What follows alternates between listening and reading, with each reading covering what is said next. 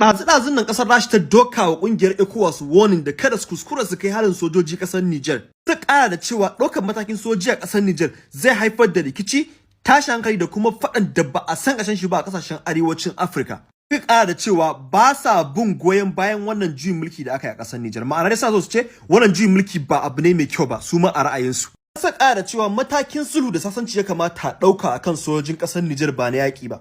A bangaren kungiyar Ecowas kuwa sun zargi kasar Rasha da munafurci domin na farko labarai suna ta faman yawo na cewa sojin Wagner na shirin shigowa kasar Niger. Kungiyar Ecowas suka ce idan har sojin Wagner suka jefa kafarsa a kasar Niger to duk abin da ya faru a kasashen yammacin Afirka to kasar Rasha ce sila. Nan na biyu kungiyar Ecowas suka ce duk wani matakin sulhu sun ɗauka an tura musu manyan mutane amma sojin Niger sun yi taurin kai.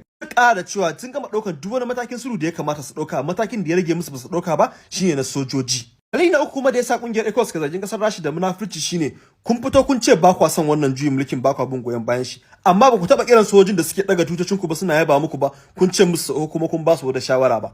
To abin tambaya anan shine shin kasar Rasha ko kuma kungiyar Ecowas wani ne magana su tafi zama gaskiya? Allah subhanahu wataala ya kawo zaman lafiya da kwanciyar hankali a Afirka. Allah sa mu dace.